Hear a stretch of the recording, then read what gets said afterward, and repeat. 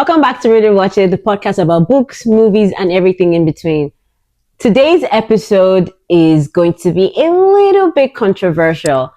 We're going to be teetering on the moral seesaw today. I'll be asking my guest a question, and the question is, were villains actually right?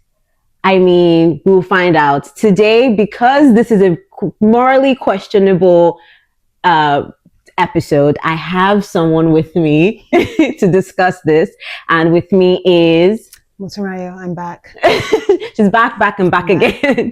Yes, because sometimes when you go back and watch movies, even whilst you're even watching a movie, you ask yourself, I don't think this villain is necessarily wrong. Because there were some movies that I thought that to myself, and I said, I don't think this person is necessarily unreasonable. I kind of believe what they're saying, and it sort of makes sense. Again, this is just me.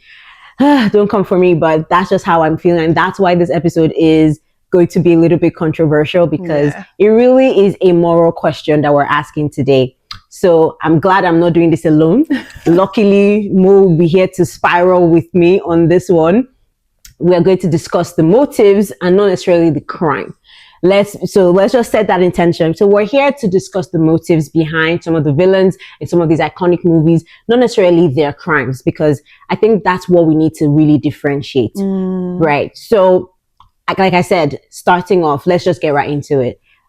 There's some movies that I've watched where a lot of them are rewatches, where I'm like, okay, now that I'm watching it back again without all the fanfare, I kind of get where this person is coming from. Yeah, so like, I don't want to say I have sympathy for the villains, but I kind of do. There are some villains out there that I do have sympathy for them. There used to be a time where it's like, oh, it was just the hero. Once, everyone had to side with the hero because the hero can do no wrong.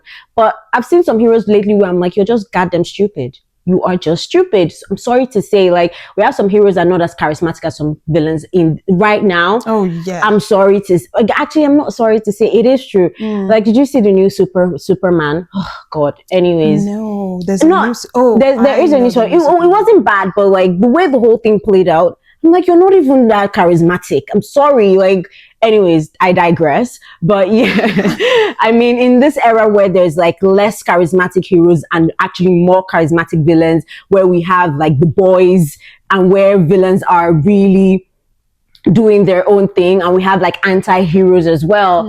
I really am like thinking, you know what? There has to be sympathy for the villains. Okay, let's do this. Let's Maybe go. Not sympathy, but understanding. You can see where they're coming from. Yeah, there you go. And yeah, that's why. Yeah, a lot more understanding. Some sympathy. Quite frankly, you I have sympathy for their motives, but not for their execution. Because, like you said, the crimes, that's the execution. Yes. The motives, yes. There you go. Are they always wrong? Exactly, and that's what we're asking. That's what I'm saying. Like, so I want us to really look behind, like, look at their intention here, not necessarily the execution. Because the execution, a lot of the time, these villains is the roughest way they could have possibly done it. I agree. So I want us to just focus on what their intention was and talk about like those villains. Like, sure, some villains were wrong, and yeah, to be fair, the idea of a villain is that you are wrong, but I don't think they're necessarily wrong. Some of them are just extreme, because now we have villain origin stories. Now we see why, like you said, like now you understand their motives. So that's why there is that sympathy on my end. All right. Now that we sort of talked about that, let's list some of those movies where you have like the iconic villains, and then we can like really go into their motives. What movies come to mind for you when you think of like a villain? Immediately, Thanos from the Avengers. Yep. And he stands out because every Avengers movie does have like the villain, right? Yes, but he stands out specifically. And I think it might have been his calmness in his approach to things. I think Thanos was the very first villain where you could actually listen and hear him articulate why he was doing what he was doing. And I think you'd have to have a very closed mind not to even hear him out. You're absolutely right. Thanos is literally one of the most iconic villains of this day and age, or probably even ever, because like you said, he's so articulate. Yeah. Like, he was calm. He told them, this is what I'm doing and why. When you say someone is so charismatic, like, I feel like he can lead anyone anywhere. I understand his followers now, because truly, when you're that brilliant and then powerful, absolutely. Do you have any other person? It doesn't have to be a superhero movie either, because there are some real life low key villains. Mm, Okay, whilst you think, let me talk about some of the yeah. ones that, of course, Thanos is on my list, because you cannot mention a villain without Thanos is really one of the most. He's Is the the most villain dangerous. of the Yeah, villains, yeah. Well, there are Not the other villain though, yeah, because I'm and the thinking about MCU world, somebody there's now, actually but there's actually more dangerous villains than him. But yeah, yeah, I don't even there's find him that dangerous. I'm not gonna lie, but we'll get but into yeah, that. Thanos, then of course Killmonger from Yeah. Black Panther. Then the Joker, I think, is also one of the Everyone like a talks cultural about the yes, Joker, is a but cultural thing with him. Like, and this is every Joker that has been in terms of like Joker, just the movie, Joker from the Batman, Joker from Dark Knight. He really is an iconic villain, and I think he needs to get he gets a spot on my villain Yeah. list for sure. Then there's Scar. Uncle Scar from The Lion King. And did you see Mufasa? Yes, and that is why Scar is definitely Receiving a bit of understanding from me and after seeing that. You know what? We're going to talk about it because Scar wasn't on my list until I saw Mufasa. Yeah, I don't think anybody knew anything about Scar. We before didn't. Mufasa. So he was just this bad guy and he's bad. And then he did the worst thing possible. Exactly. I mean, so it was good to see the backstory. Some of these origin stories are good for that. Exactly. Then I have a couple more, just, you know, and a lot of my villains are from like superhero movies, because I think sometimes that is kind of where you have like the obvious villains versus hero arcs, whatever. So there's the Doctor Doom. There's actually, let me refer to my list, because I always have a list. I carry a list everywhere I go. So I have one that isn't necessarily from a superhero movie. So this is Christian Bale from American Psycho. He was one that I thought to myself, like, this is one of the ones I thought, if there's no hero, does it mean you're not a villain? I don't think so. Because there are some, because he wasn't really a protagonist either. He was just a bad guy. Anyways, he's on my list. From American Psycho is Christian Bale. Then there's, from back to doing the superhero thing, Two-Face. So in the Batman Dark Knight, there's a character called Two-Face. He actually started off as a good guy, but Two-Face, he ended up, one side of his face was burnt. Yeah, they do. So Two-Face is another one for me. Then Shang-Chi's dad from Shang-Chi. That's a villain for me. I didn't even think about him. Yeah, Shang-Chi's dad. Then Magneto from X-Men. That's one that I'm gonna have to will see.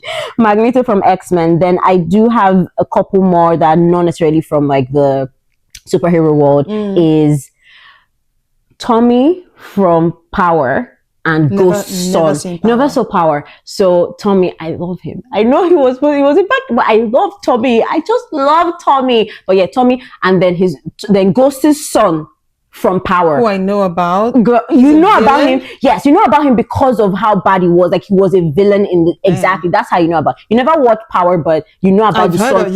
Exactly, and that's why he gets a spot. Another person that, but you probably watch Game of Thrones, Joffrey. Yes, Joffrey gets that. Look, it's not even just me.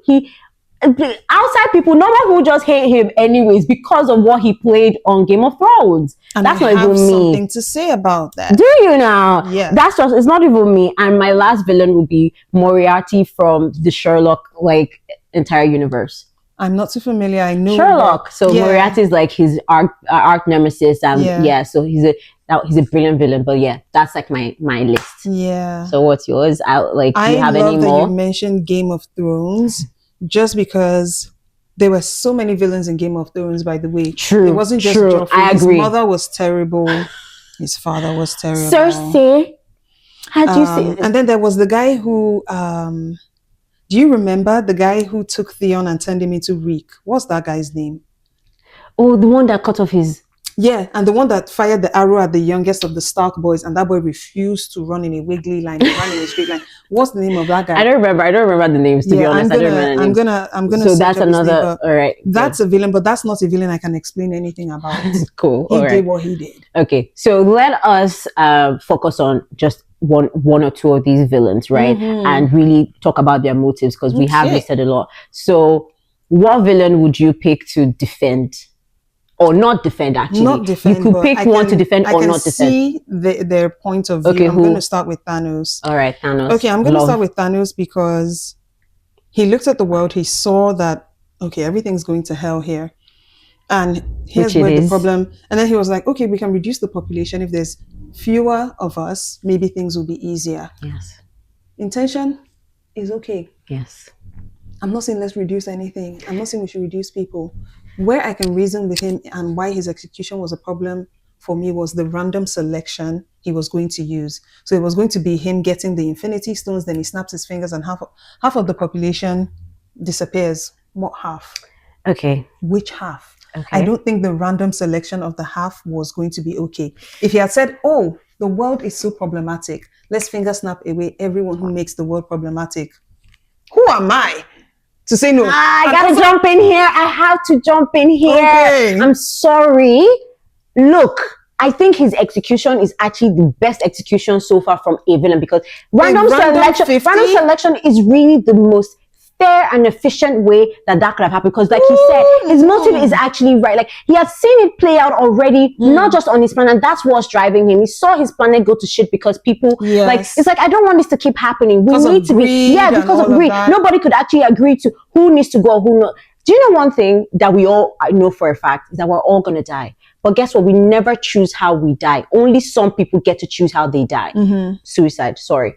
But we don't get to choose how we die, but we all know we're going to die. And Thanos is trying to get us to do something that would be for the greater good. If you tell me now, I'm not going to lie, that, oh, you give up your life and your family would have a better life, I would do it in a heartbeat.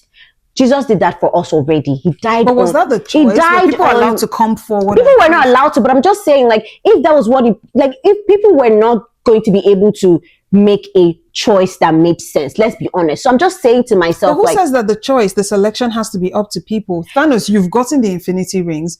You want to snap away half of the population. Why aren't you choosing to snap away the bad half only? Who says this bad? Like, who says this is the bad half? Because if we were to do that, like, who's going to determine? Point is, I feel like the random selection really is I feel the random selection really is the best way to go about it. Where it's like, you know what, it is what it is, and the rest go ahead because there will never be a society where everybody's completely good. Or but can I tell you why bad. That doesn't work? Why doesn't it work? When we have a mix of good and bad, right? Let's say when we say good and bad, we're all capable of being good and bad. Yes. So let's just say the people we're calling bad are doing heinously bad things such as pedophilia, right?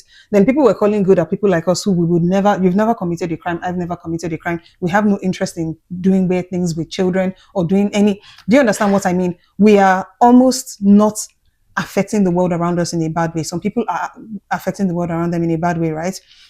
Dolapo, if you take a random 50% out and it still leaves good and bad people, all you've done is reduce the population of the world. If there are still bad people, you've just snapped away half the population to create a smaller subsection of the same world that you have a problem with.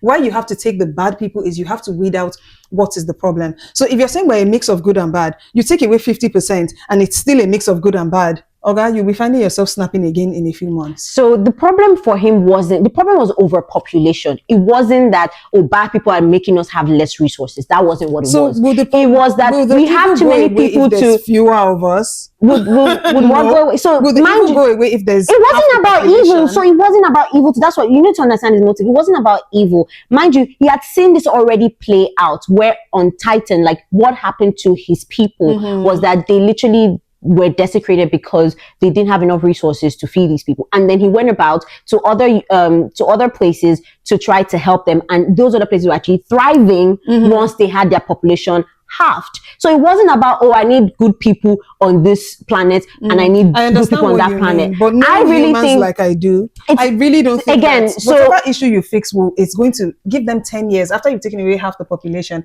Give them 10 years and you're going to have that Thanos same isn't human. Again, it's alien stuff, right? I think honestly, in this case, it should stay alien. I guess. But I think for me, the randomness is what makes, like, the arbitrariness of his decision is what makes the most sense efficiently. Because once we start having, we'll have the bureaucracy of determining who is bad or who is wrong, and that's when we will not be able to achieve anything as a society. And that's why I feel I like agree. We his cannot own come to an execution actually objective- made more sense. Let's just be honest. Like, I let's do pick a not random agree. few. Let's just be an arbitrary decision whereby we're not having people being so sentimental. This person, because if you give people a choice, oh, choose to die to save the world, nobody will come up. Let's be honest. No, even it can the never objectively be a bad choice. people would never lay their Here's life. the thing. Let's be honest. Obviously, and that's why we're never going to give them a choice. Because guess what? Thanos, let's stick to it as it is. He wasn't giving people a choice, right? He was going to be almost the decision maker, and his decision was going to be a random selection of Yes. 50. Yes. He wasn't even choosing himself, right? He wasn't choosing, we are not choosing, right? Now, I'm saying that why I'm saying his intention makes sense to me is I still stand by the fact that if you do a random selection and all you do is create a smaller version of what we currently have, you've not fixed the problem. Guess what? If there are people touching kids and you do a smaller selection, you cut us in half and you still have people, they are still That is touching kids within the because 50%. you're thinking the problem is bad people. And I'm saying Thanos is the problem. No, Thanos' problem wasn't, oh, I need to fix the bad people of the world. Yeah, you're saying that there was a resource issue. It was a due to resource allocation issue. overpopulation. Yes. So I think for But your it fixes own, the resource allocation no, issue it's not. too. It's no. You're thinking his. What I'm trying to justify here is that his execution of what he identified as a problem is actually correct. But for you feel like the execution of the problem. So you're saying he doesn't care about the morality? Yeah. So for him, it wasn't about morality. Purely here for the economics. Exactly. In which case, there you I go. am not interested in his approach because I'm thinking, listen, you're trying to I'm use coming for the morality. There you If go. We're snapping away half the population. You we want it need to be the bad people to safety go. after they're I gone. agree. I That's get what I need. you're coming for. Okay, if this is what we're going to do as a society to try to fix our Let's get the resource best issue, result out yeah. of So it. you want to use that Let's cover opportunity. everything. There, I get what That's you mean. what- that's You're trying to why use I'm the okay with opportunity this to now. actually now get rid of objectively bad people. But I'm saying just plainly in Thanos' own head and his own world, he doesn't care because in that case he's one of the bad guys. He doesn't care about He's purely who fixing his is good numbers or bad. issue. Yes, his own is doesn't work. I for beg, me, I'm just sorry. precisely. Doesn't And work for me. if that's what we distill it down to, where it's like A and B and C is the result, I think his execution made sense. There was no way to make it less random. Like it needed to be a random selection of people for the issue to be For solved. the sake of but do you know the thing? And this might sound a bit conspiracy theory-ish. We talk about there being a resource issue and there's hunger in some parts of the world. Here's the thing, there's food to go around. The hunger is deliberate. So part of why I will never agree with a random selection is you're going to finger snap away 50% of the population. The resources that you expect to go around for the 50 that's left is still not going to go around because you left bad people who were the reason the resources did not go around in the first place.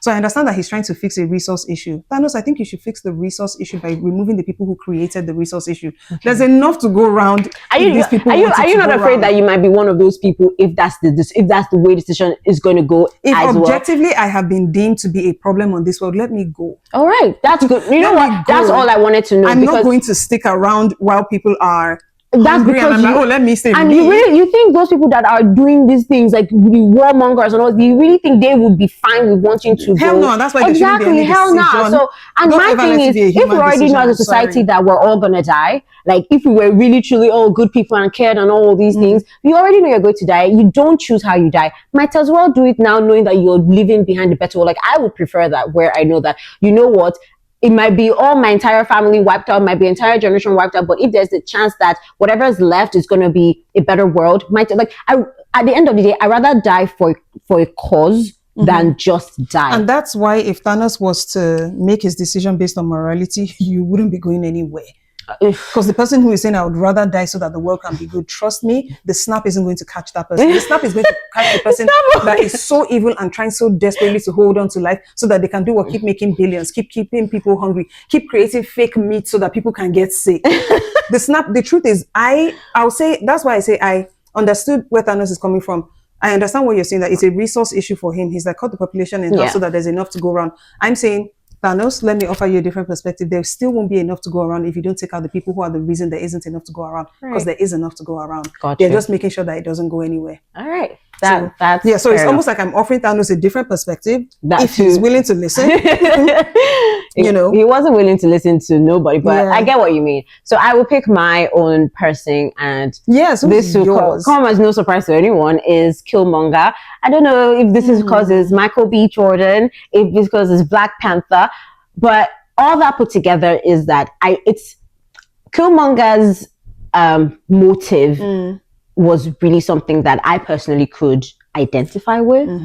Honestly, I still don't think he was wrong. And I think a lot of people are on this side as well. A lot of people don't think that Killmonger was wrong in how he felt and what his intentions were. He wasn't wrong. He was just radical. That's the unfortunate thing. Because I feel like this was the same sort of mentality that Malcolm X had, right? So what was Killmonger's whole thing? It's like, yo, I'm a part of this society that has power and knowledge that could pretty much arm our people and help protect them, but they're choosing to stay quiet and hidden because of fear of the unknown. So his whole thing, and again, mind you, he has an origin story. His backstory is horrible. Like, remind us of his backstory. Absolutely. Let's think about this. His dad was killed by his uncle. Let's just remember that part. Who is the villain here now? Is it not his? No. Is it not T'Chaka? When you think about it, like, King T'Chaka, you killed your own brother. Like, come on. Who is the villain? You left this child behind after killing his dad and leaving him with no identity, none of that. You chose your own people, but you left your own nephew that would in America. Anybody. So this boy now is fatherless, without an identity, and he does everything in his power to just get back that semblance of his identity, pretty much, because that's what he was fighting for. Aside, he just wanted to be chosen again, to be taken, because they pretty much abandoned. I feel like his life would have been different if King T'Chaka took him back to Wakanda. His life would have been different. Course. Yes, because grown up with his people. Exactly. But mind you, he left this boy in Compton or wherever I was in the US, trying to figure out who he was. Thank God for the nuggets that his dad left behind for him. And he goes about, more than anything about his identity, was also just realizing that, look, I have these people that are very strong, very knowledgeable, and he grew up in a society seeing his own kind being oppressed, killed, and all sorts of things. And it's like, wait, but people in Wakanda can help. Why aren't they helping? And all I could think is, like, if that was me too, that's how I would feel. If I know that there's people out there that can help us, why aren't they helping? That's really the question. Why weren't these people helping? So I really resonated with his story and what he wanted. Obviously, his execution was a little, like, of course, like, violent. But sometimes you need the violence for people to see, because, mind you, when the colonizers were doing their own thing, they chose violence as well. They weren't very soft about it. They weren't soft. So why is it that when Black people decide to, like, I don't know why we're so pacifist as well. Like, why is it that why can't we respond in violence? Because the world has an issue with you fighting fire with fire. That's crazy. And I can speak to Killmonger too, because I want to say something about his radicalization. It's very hard to feel you're the only one fighting a corner and you're screaming into a void and nobody is helping you. I've had situations where, even within the family, where I'm the only one making a point and it seems like no one is on my side. And they don't even want to hear you out either. It's crazy. And then when you respond and you lash out and you act out, which I'm not saying that's what anybody should do. We should all be in control of our emotions. But we're going beyond emotional control here. He is talking about a widespread problem. This isn't a personal way, they kill my daddy, I'm going to fight them. He's talking about saving a whole group of people. Yes, a whole group of people. And he feels like he's screaming into a void. It is very hard when you take a stance and you're the only one taking that stance. Absolutely. And the thing is, whatever the stance may be. And so again, we're talking about his motive here and not necessarily his execution, not what he did to get there. Yeah. His motive is very valid, because it's a question we need to all ask ourselves. Like, if we know we can help each other, especially like you said, he was really just about his people, like this group. Or literally, I remember him saying, like, there's like 2 billion of us out there that are facing oppression, they're being killed every day. His dad even said it, like, falsely incarcerated. Why aren't we trying to help when we know we have the resources to do it? So it's a different thing when we don't have the resources, but you do have the resources to be able to help these people to regain their sense of honestly really was just human decency, because they weren't being treated fairly. In fact, why didn't we even start from when they were taking these people as slaves? Why didn't Wakanda step in at the point of slavery when you were hauling these people from their land, the colonizers? Why didn't Wakanda even step in at that point? Like, for me, you even let it get too far to the point Why that didn't Wakanda step in? exactly my point. Okay, I know it's weird that we're saying all these things because it's all fictional, it's but like, so that's why I really truly believe in what Killmonger was about and like his struggle, because thinking about and bringing it back to like real life and where we are now in society, being black. If there was someone more, if there was someone in this world, or there was some secret society that had all the resources that could help us be stronger as a people in this world, do you know how, or level playing field, do you know how angry I would be too? That also, I must not learn there's a Wakanda. Do you know what I mean? You're telling me all this time you guys had this resource that could have put us on a better playing field with these whiteys out here, and you didn't step in to live in a utopia by yourself. What do you mean? Do you know what I mean? Like, think about that, and see us die off. And this is what we're saying about his execution. His execution was not the best, but who was helping him to have a better execution? What exactly in his life would have led him to have a better execution? Nothing. Yet again, nothing.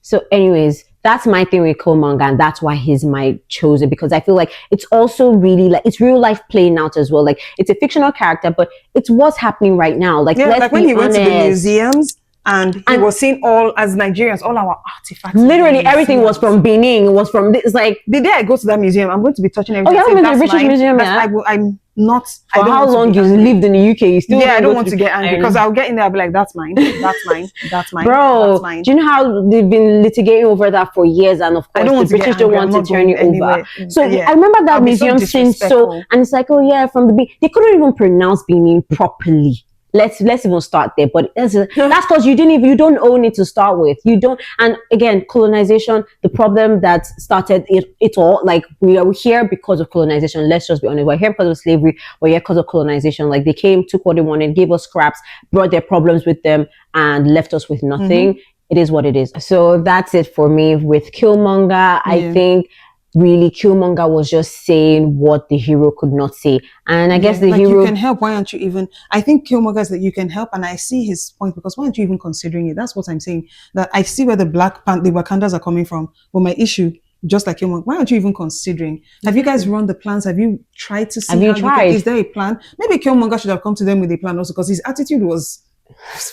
He's feisty. This was his plan. His plan was to take over and implement. So that's his plan. I would never ride behind that kind of person. That's not. But it's his right. He could do it because he's from Wakanda. If he wasn't from Wakanda, maybe he would be more diplomatic. Now, this is why this is how we like him. This is how we go. No, sometimes this is how we go about it. But I think as roughly as possible. Yeah, I think he was just saying what other people could not say, because if you go back and watch it, you remember Nakia was actually already even saying that. She was already saying this sort of thing. She was already saying to T'Challa, like, why can't we help? Like, we need to be able to help these other people, because that's what she was doing as a spy. She was trying. I think one of the first things was her like liberating people that had been child warriors or something like that. So she has said to T'Challa, like, she wants them to be able to share the knowledge and help these people that are in crisis. And T'Challa was like, yeah, we don't want these people in danger. Whatever. You know the thing, that's what T'Challa has been trained to do, though. Exactly. That I think that's preserve the people of Wakanda. That's really what it was. Engage them in something they may not come out of. God bless you. And I think that's why I can see why he's like, I'm not the king of all these people. I've been raised to be the king of Wakanda, and my priority is to protect Wakandans and not take them to war. So I understand him, but I also understand Killmonger being like, but we can help. Exactly. So my question is it because, like, are you not thinking for yourself because you've been raised on a certain tradition? Don't you know better? Don't you understand that you could do differently? Because, like I said, Nakia had already brought this up. Killmonger, and what did they end up doing? They ended up opening Wakanda up anyway. So at the end of the day, guess what? You did what Killmonger was saying you should do this whole time. So that means Killmonger was right. You ended up revealing Wakanda approach again. Remember, we're not talking about their execution. You ended up revealing Wakanda in the most public way ever. they were in Vienna. They like literally you. I remember when they went to LA and like bought all the buildings, and the kids were like, "Oh my god, that's a Bugatti spaceship. We're going to sell it for parts." Da, da, da, da, da. You came into the airspace with a Bugatti spaceship. Come on. You don't even just come like a private jet or just be normal or just come.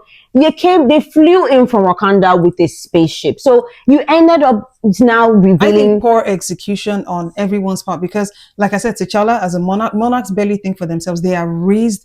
A monarch is almost raised like a soldier in a way that you don't expect. A monarch is raised as the soldier who is determined not to fight. If you think about it, I agree. And I don't always agree because British monarchs went to war and colonization a lot, by the way.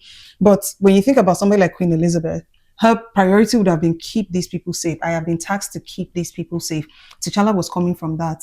But guess what? She was okay with keeping people safe by like conquering other places. Like we keep because that's saying, their method of doing yeah, it. it wasn't. Method was But it wasn't. No, but that's the thing. A lot of quiet. people. No. Let's actually not bring in the British here because they were not. they're No, all- but first of all, nobody was coming for them. Let's even be. They were coming for others. They were Let's be coming for frank. exactly. That's Nobody was true. coming. Nobody was going to a But do you fucking know they damn thought? Do you know island. they thought that was? No, don't let me. Even They say were the ones they exploring, They going told to themselves that was places. what they had to do. No, That's what they were told going. themselves. They were going to explore, to find And they were things telling and themselves conquer that there was a places. noble cause in what they were doing. Exactly. So Yeah. my so Which it they had wasn't. no business doing, but they told themselves this is the right thing Yeah, to the do. point is, they never came from a that's what the place of Wakandans preservation. They were not themselves trying to too. preserve They themselves. weren't trying to they were the problem. I They get were the that. problem in But that the case. Wakandans They are also brought their thinking, own problems I'm with them protecting too. myself. And yeah, so I get that. But like I said, it gets to a point where self-preservation becomes selfish, and I think that's what this was with Wakanda. Yeah, Anyways. there's no disagreement. It was definitely they could have done something, but I'm thinking with a plan, not with Killmonger's attitude. Yeah. I keep telling you, we're not talking about what their plan was. We're only talking about what their He had a motive bad was. attitude. I stand by his attitude. We've because there was agreed nobody that on the his execution side. was wrong on every thing. They could have approached it, but all of them, yeah, I think all but the villains, we're and here- that's what makes them a villain. Yeah. A lot of the time. a lot of the time and that's what this episode is about, like talking about their motives, not exactly the execution is what really changes Motives, what it is. Killmonger. Exactly.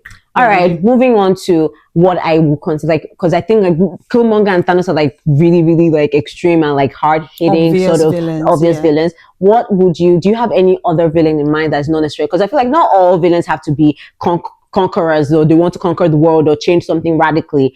Do you have any sort of soft villains in mind? Do you know I don't? I had one. That was the one I told you. Like maybe to come back to me later on. But do you have any? You mentioned earlier, Devil Wears Prada.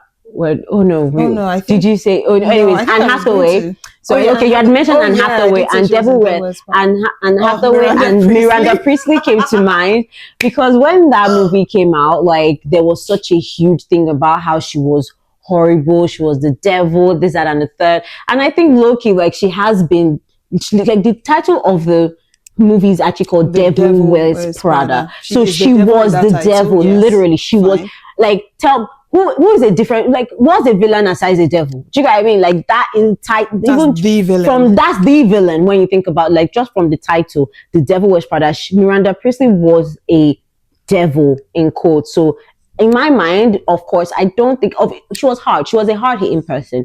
She was a bit severe, but I don't think she was a villain.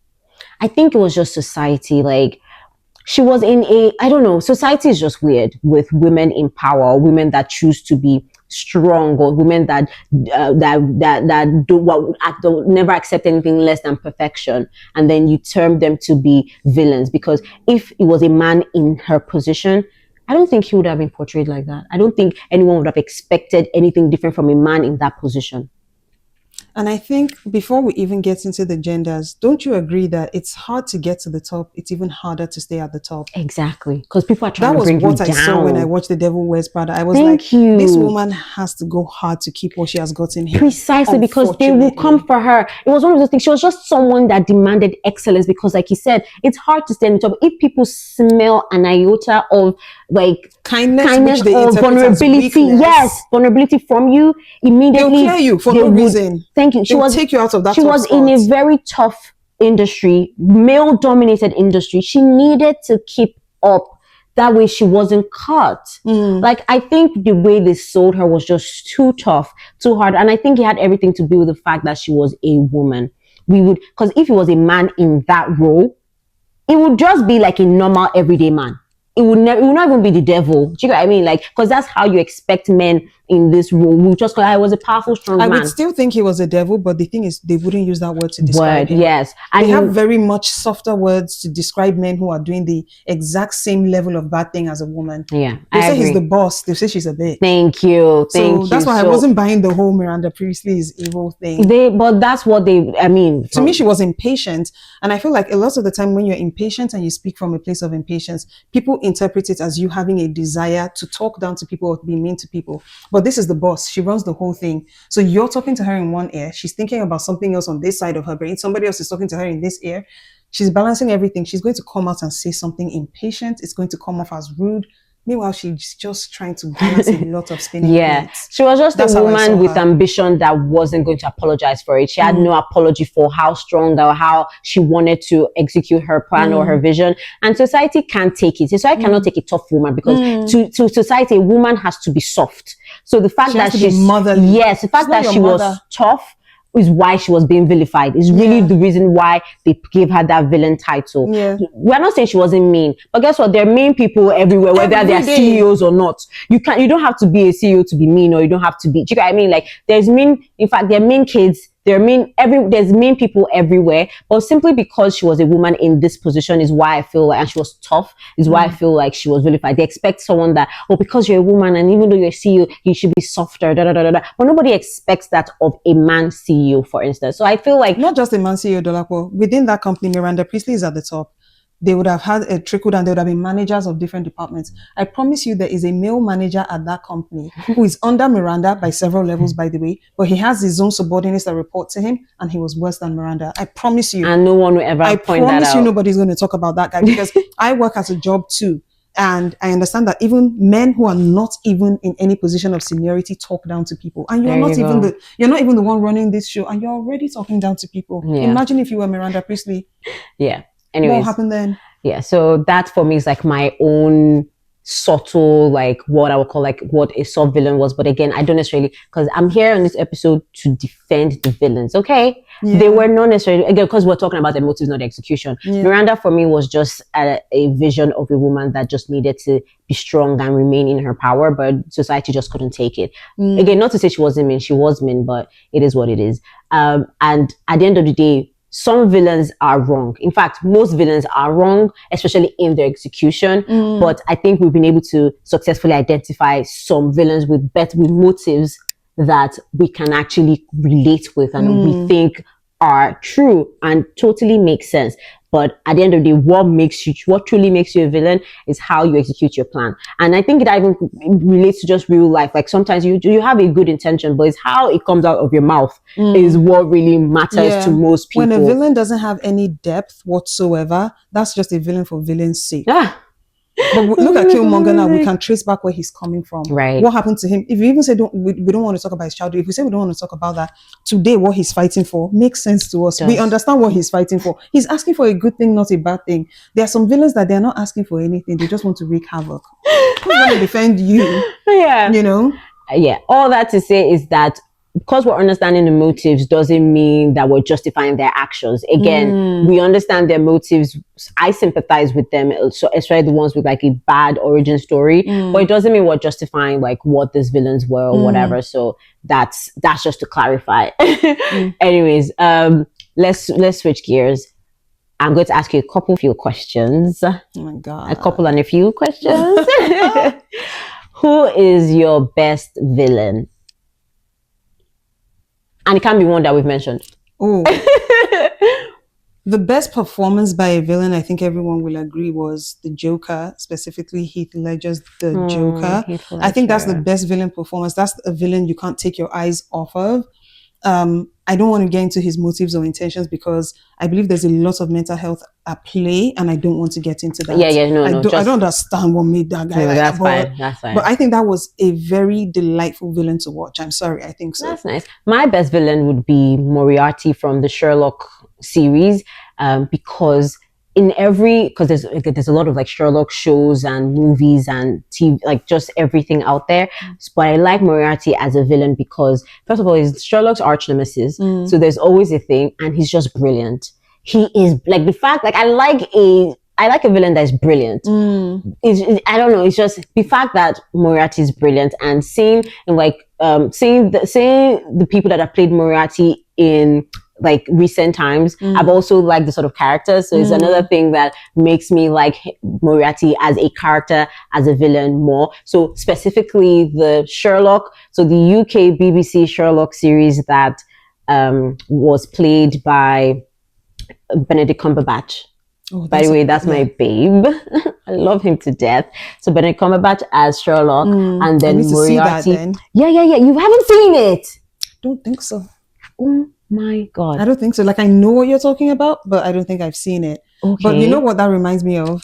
Magneto. I feel like Magneto was an intelligent villain. Absolutely. That's Who went someone off that the had rails. he did go off the rails, and that's someone that had a good motive as well. He wanted to preserve his own people, because you were saying, no, Wakanda, they needed to preserve their people. That's what Magneto wanted to do too. But guess what? He was the villain then.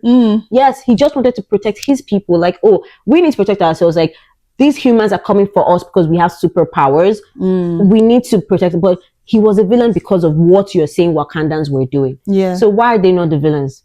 Yeah. Tell us. Well, Wakandans are not the villains because they were still not doing anything actually evil. They were just doing nothing whatsoever. And sometimes inaction is enough action. I definitely agree, because especially in this world, let's not even get into it. In the world that we live in today, even your silence is exactly harmful. Your silence. So I understand how inaction can definitely be leave harmful. that Amazon review so that the rest of us will not fall into the pit. Oh my God! Do not be silent. Leave and don't the let them pay review. you for a review either. If the product is not good and I buy it because of it, exactly. So we're really in a world where we need you to speak up. No silence. Yeah. Okay. So you said, so like I said, so Moriarty is my own, and especially because it was played by I was trying to remember this guy's name. But yeah, Benedict Cumberbatch is not. No. Benedict Cumberbatch was Sherlock, and I was trying to remember who played Moriarty. I wouldn't even know. But then we talked about Magneto. Anyways, I think it's Scott something. I can't remember. Anyways, that guy. So next question: who had the strongest motive as a villain? One that you can stand by if that motive was brought up to you now. Like, okay, I have this cause. Would you be my follower? Killmonger, because I'm black.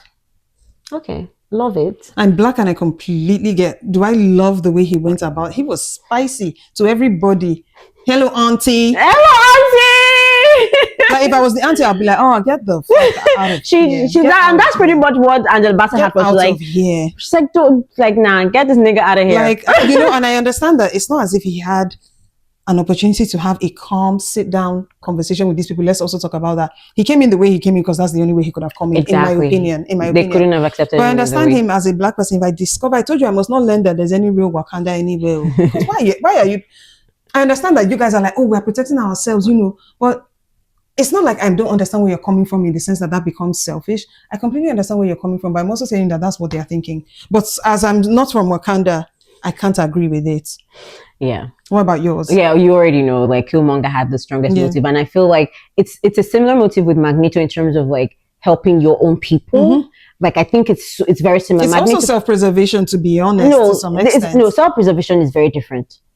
Magneto wasn't trying to self-preserve like the black people. He's trying to save the black people. He's trying to liberate. He's not trying to preserve them. He is trying to liberate them, yeah. So what the Wakandas were doing was preserving. What Killmonger wanted to do was liberate, because these people were already suffering and dying. So it's like, we need to liberate them. We need to be able to equip them with the right things so they can be better off.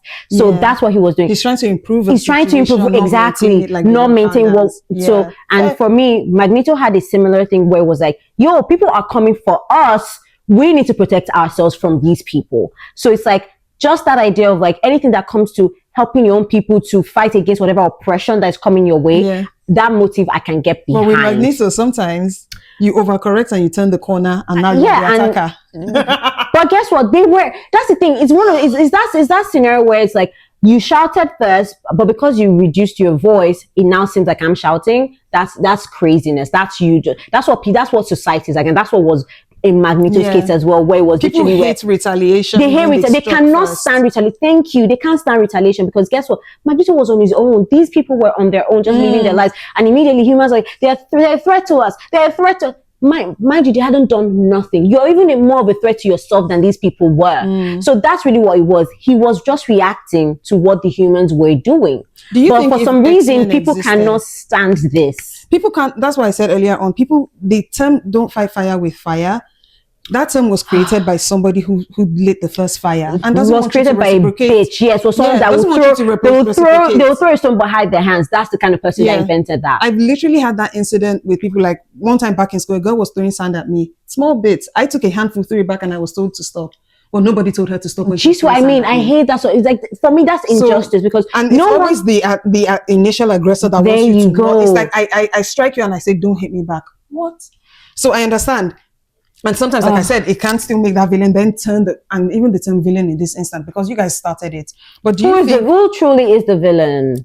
Honestly, is it the person that started it or the person that is just reacting?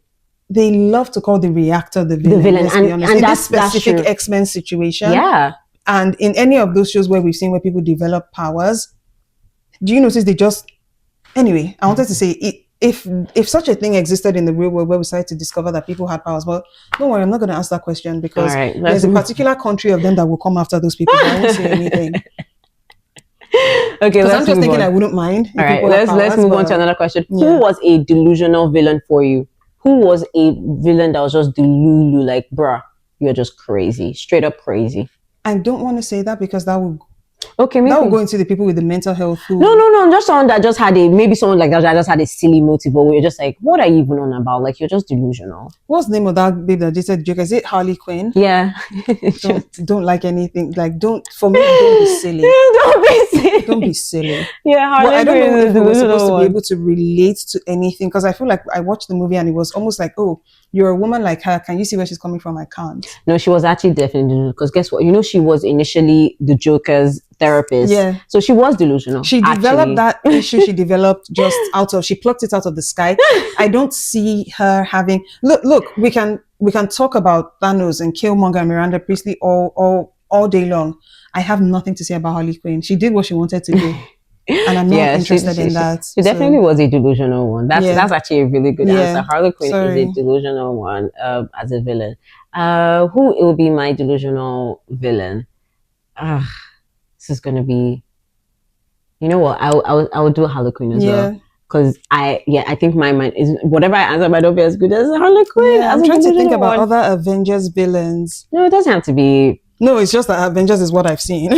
Well, Loki was a little delusional as well, because he kept thinking, okay, so Loki will actually be my second. That's more mental health to me. No, Loki didn't have a mental health issue. My own delusion Loki had for me was like, he kept thinking and saying to himself that he was the rightful heir to the throne. Now, what do you mean? Why was he saying that? Exactly. So that's really delusional. Like, Loki, you were never the rightful heir. Not because you were adopted. But guess what? Literally, your brother was older than you. So that's how it works. In hierarchy, age.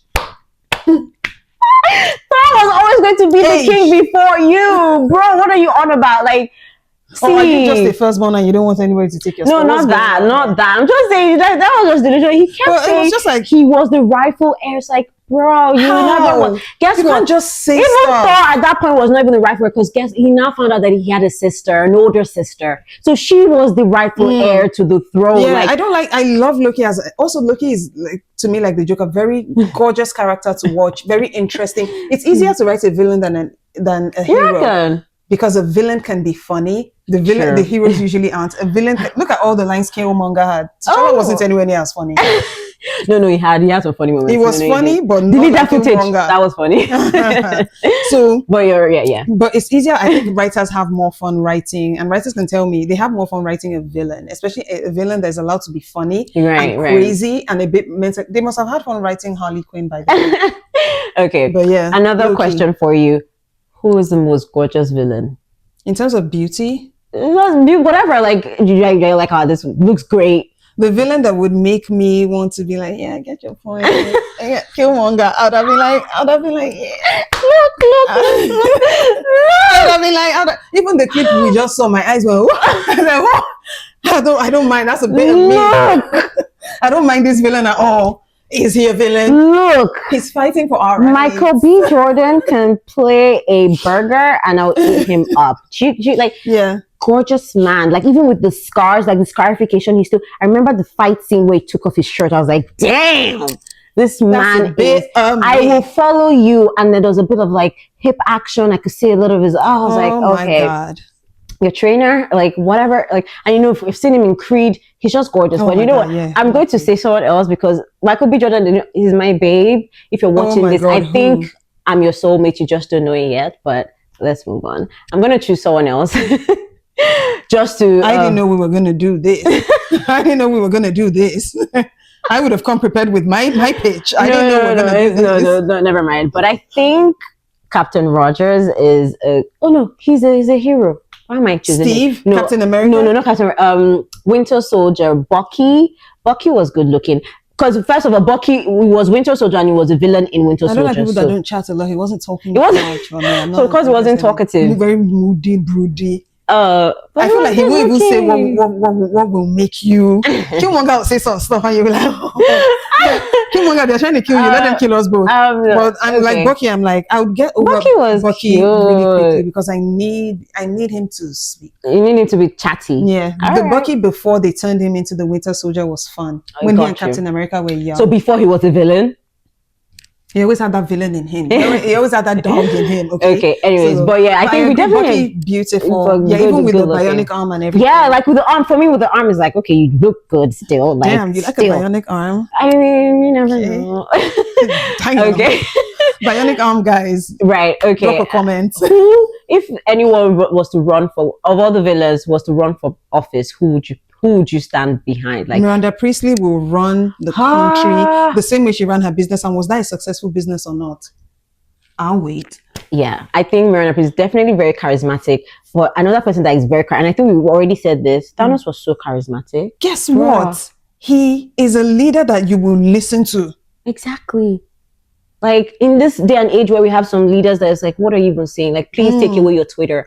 I would be there watching the news if Thanos is speaking. Because he's speaking eloquently, he's calm and he's making points. Let's be exactly fair. Like he knows what he's saying. He has thought about what he's saying. He didn't just come because he's a child who wants to do wars and stuff. He's done his research. And then do you know when he did the snap, he went to go and rest somewhere. Legit, and that's what he said. Like, I like a man with conviction. Thanos had conviction. Okay, yeah, that's a man with a plan. That's a man like you can't sway him. He's like, I've done what I like. I know what I'm saying. I have done the research. This makes sense. A man with conviction is a man that can accomplish anything. Yeah. So for me, Thanos as a charismatic leader, I stand behind. Yeah. Yes, I approve this message. I agree. Yes. Anyways, okay. One last question. I don't know if you rewatch some of these movies back because I have. Which character aged differently for you that, you know, what did then you had a different opinion and watching it back, you're like, I feel differently. I'm going to say one that we haven't talked about, which is Scar. From so you pretty much just picked my answer. Okay. But also I'm going to throw something else in there. No, let's talk about Scar. No, it's about Scar. The origin story, Mufasa showed us the why. The why wasn't reasonable enough for me though. Oh God. Not good enough. Oh God. But I understand where it's your family. You brought in this guy. Now he has come here to take over. I understand. And then your babe also, your babe likes him. Jesus. If you kill him for that alone, I'm joking, don't. But I understood, but at the end of the day, it's such a hard thing to say that somebody should get over all that and I'm never going to be the person to say, just get over it. All this stuff happened, and I hate it when people do that. Like, I brought you in my family. You're only hanging out with my family because of me. My mother raised you because of me. My mother trained you to be a warrior because the female lions were doing that. Because I said I always wanted a brother. I did that. And then you turn around and become the king of war. My country. But then also, we live in a world where they just want you to just get over that. And I think a part of that is in me where I'm just like, for the sake of peace, maybe just leave it. Absolutely not. Absolutely not. So my answer is Scar. And it is one that changed for me. Like, because Lion King is one of my favorite movies ever. Like, watching it as a kid is like, I always had this one notion about Scar the whole time, like, just a bad guy, da, da, da. But watching Mufasa gave me a whole nother perspective on Scar. Like, now I get it. Now I see him not as a villain, but someone that was just wronged. Like you said, he was wrong. That man was wrong. Look, what happened to him wasn't fair. And it happened in his childhood, I want to point out. Come on. It happened to him as a child. Like you said, I brought you into my home. You are not my blood. You're a stranger from only God knows where. You not only take my babe, you also take my birthright. Are you kidding? Not your birthright. It's like he literally took his birthright. Like they kill over that. Are you joking? Like they kill over that stuff. That is like Yeah. So yes, he It has was a every mess. right. I'm not gonna lie. Mufasa. So you wasn't tell clean in me, the yeah, whole Mufasa situation. doesn't have. His hands weren't clean. Let's be Mind honest. you, Mufasa wasn't even of royal descent. He didn't even have royal blood in him. Okay, Was he not? he was. Remember, he was a He got stowaway, separated from from his his mom. actual family when they were leaving the. And then Scar's family found him. Mind you, his name was never Scar to start with. Okay. Taka. Yes. So he finds him and it's like they adopt him into their family. It's like, okay, I always wanted a brother. And it was going great. Then next Time thing, you will not want a brother. let me tell you, Mufasa didn't see Scar as a brother because first of all, if you knew, Mufasa didn't know bro code. Because you know your brother likes this babe. Even if you love this babe die, nothing should make you accept that babe as yours because your brother was already interested in her. Also, if she was never going to be with your brother, then dead it. Move Also, another to another babe. You should have. I've had an incident where a friend liked a guy and then I approached the guy on behalf of the friend and he was trying to move to me and I shut that down and I went and told the friend, not for you. Not for you because he's saying nonsense. So I'm very surprised that somebody who has been in almost that exact situation, because the friend is like a sister to me, somebody who has been in that situation, and I'm very surprised at how much, and people are going to come in here and say love. I don't like that. There are 1,000,001 people you can fall in love with, not the one that your brother likes. Exactly. It's insult upon injury. Exactly. In my opinion. It's just where, like, where's your loyalty? I believe you should have just spoken to Taka and told him that, bro, this is what this baby is She's moving about. like she likes me. Exactly. Like, how do we handle let's this? Sort it out. Thank you. That's what it should have been, especially because you owe this nigga your life. How about that part? Yeah. Like, where was your sense of loyalty to him? Because his family would have eaten you. They didn't have to eat you. They would have left you for the hyenas to do that as a cub that you were. And then trained cub. Yes, and then you turn around, not just take his babe, you also take his throne. What are we on? So look, Scar was justified in every way. You know what? Simba and Co.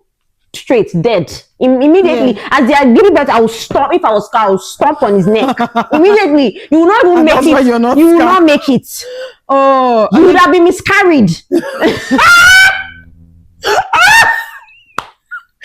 guy said he will push the baby mama. Yes. If it was me, if I was Scar, you would have been miscarried. Your generation will never be born. Exactly. So that's my own take with Scar. But I think because the world hates to see a person react to the betrayal that they face. Like I said, the world wants you to get over it. Nope. It's a very hard and tough thing. And then we saw in the Lion King that we watched growing up, the books, the Disney books, the Disney movie that we watched, the animation, he lived alone in his cave, just being a charismatic guy alone in his cave. Yeah, it was okay. Okay. But that being said, this is a boy that grew up with a family and friends all around him. He's living alone in a cave. You're living with my family. Yeah. You're living with my family. Like, those are my people. You're giving birth every other day. Those are my people. I'm pushing you off something too. Sorry. There you go. So I think like the world wants you to be okay with it. So that's why I say that with Scar, I'm still trying to get over the way the world views a betrayed person. They want you to be okay with the betrayal. That's not fair. That's not fair because betrayal is very serious. It's a serious emotion to get over, and nobody should ever tell you get over it. Just having this discussion about villains, going through their motives, especially those that have origin stories, it makes me realize that we all have good and bad in us, and it depends on which side you decide to show, to be honest. True.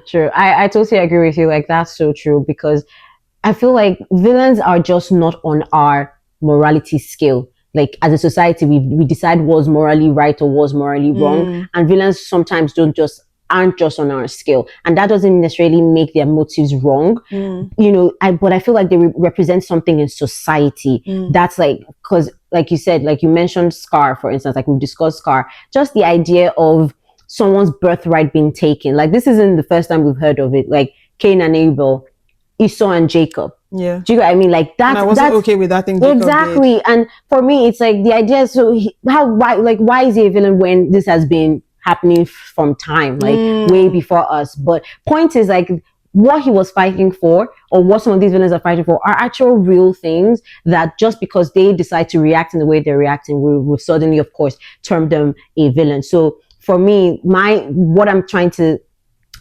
differentiate is that because someone is looking for a radical change, because someone is questioning institutional issues, right, or criticizing authority and power, it doesn't necessarily make them a villain. What makes them a villain is how they decide to now execute some of those motives or the questions they have with making a radical change or looking for a radical solution. Like that then is what makes you a villain. But there's nothing wrong with questioning institutional racism, for instance. Or We should be questioning almost everything, because we become Exactly. sheep when we don't actually Question- rethink anything. There you go. So for me, the idea of a villain is really just a mirror of society. And sometimes what I've also learned throughout this whole thing is that villains actually are more charismatic and they make better speeches than heroes. Okay, what hero speech have you heard in the last decade that you were so compelled by? I got one. Avengers Assemble. Oh my gosh, please no. Okay, I rival you. Is that your king? Is that your king? Okay. Yeah, I think writers must have more fun writing a villain, because they are oftentimes the more interesting. Think about Loki, think about the Joker. They're very interesting to Exactly. write. So there you go. Villains are just more badass than your heroes. Anyways, that brings us to the end of this episode. If you've watched up to this point, please don't forget to subscribe, like, share, comment down below and tell us who your favorite villain is. Tell us, bring up any other villains that we didn't mention and tell us why you like their motives or why you like this villain. We're interested to see what you have to say in the comments. Don't forget to subscribe. Don't forget to follow us on all social media platforms where we'll keep the conversation going. And yeah, this has been Read It, Watch It, and see you in the next episode. Bye.